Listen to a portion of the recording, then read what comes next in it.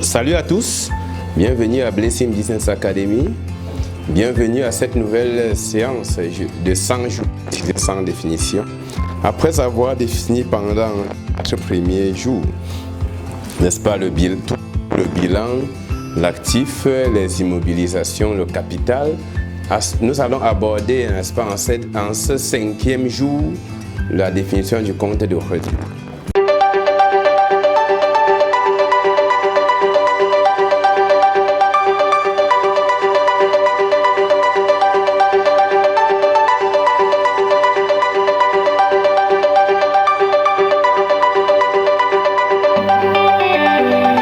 Salut à tous, bienvenue à Blessing Business Academy, bienvenue à cette nouvelle séance de 100 jours sans définition. Après avoir défini pendant 4 premiers jours, n'est-ce pas, le bilan, l'actif, les immobilisations, le capital, nous allons aborder, n'est-ce pas, en ce 5e jour, la définition du compte de résultat. Le compte de résultat, c'est un état financier des états financiers de l'OHADA. Il se présente dans les états financiers juste après le bilan et entre le bilan et le tableau des flux. Le compte de résultat est un tableau qui présente les produits et les charges d'une entreprise et permet de calculer en faisant la différence entre le produit, les produits et les charges, n'est-ce pas, en calculant la différence entre les produits et les charges, nous obtenons le résultat de la dite période.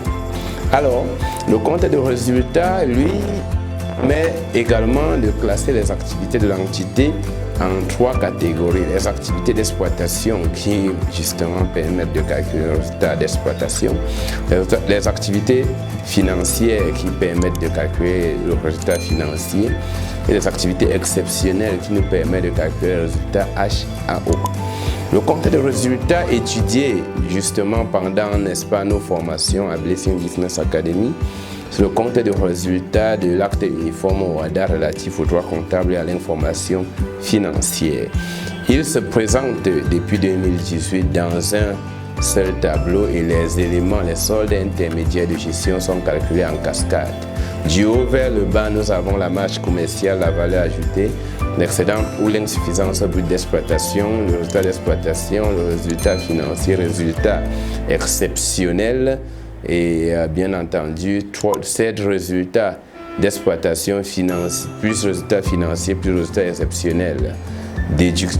Déduction faite de l'impôt sur les sociétés ou sur le revenu et de la participation des travailleurs, on obtient le résultat net. Voilà justement ce que, n'est-ce pas, nous allons dire sur le compte de résultat.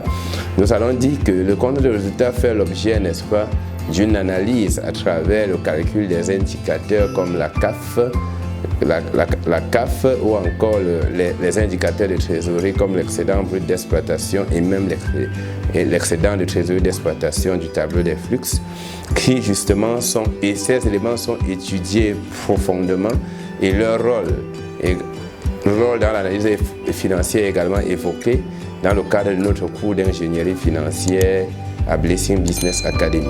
Alors, après cette 5e journée, rendez-vous à la 6e journée pour aborder une nouvelle définition. Merci, profitez des vôtres.